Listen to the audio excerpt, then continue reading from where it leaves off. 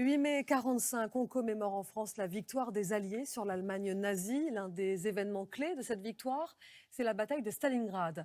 Il y a 79 ans, entre juillet 42 et février 43, pendant plus de 6 mois, les forces russes se sont opposées à l'armée du Troisième Reich à l'ouest de la Russie, sur les bords de la Volga. Une bataille sanglante, plus de 2 millions de victimes. Lionel Feuerstein et Salah Agrabi ont rencontré des vétérans.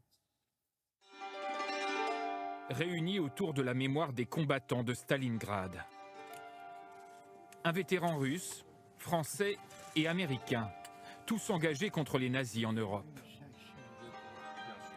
Comme Roger Doré, un ancien de la 2e division blindée qui connaîtra tardivement le sacrifice de ses frères d'armes.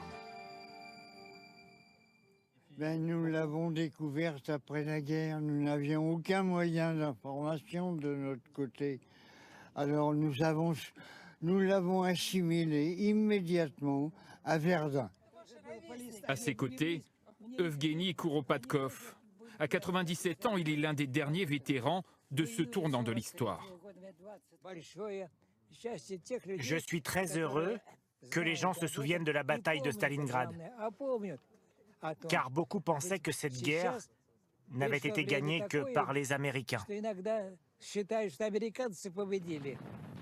Ces combats ont duré près de 200 jours. Une boucherie qui a provoqué la mort de près de 2 millions de personnes. Les Allemands voulaient s'emparer des puits de pétrole du Caucase et faire tomber la ville qui portait le nom de Staline. Aujourd'hui, seule une centaine de vétérans est encore en vie. À Volgograd, le nouveau nom de Stalingrad, nous retrouvons Vladimir Anaïev, 99 ans. Là, c'est moi à Berlin.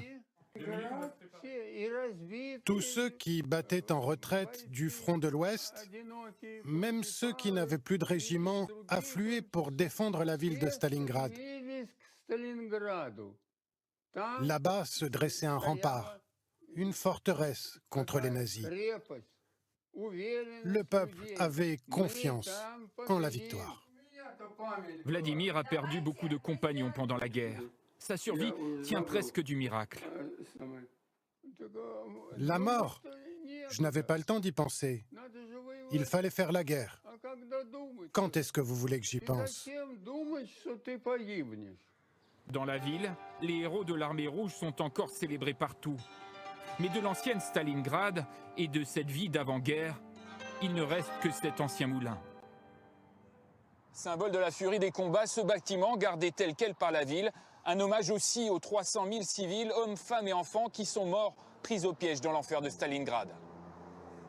Et pour la 2e année consécutive, les commémorations officielles de la victoire du 8 mai 45 vont être organisées cet après-midi, sans public à Paris en raison de la crise sanitaire.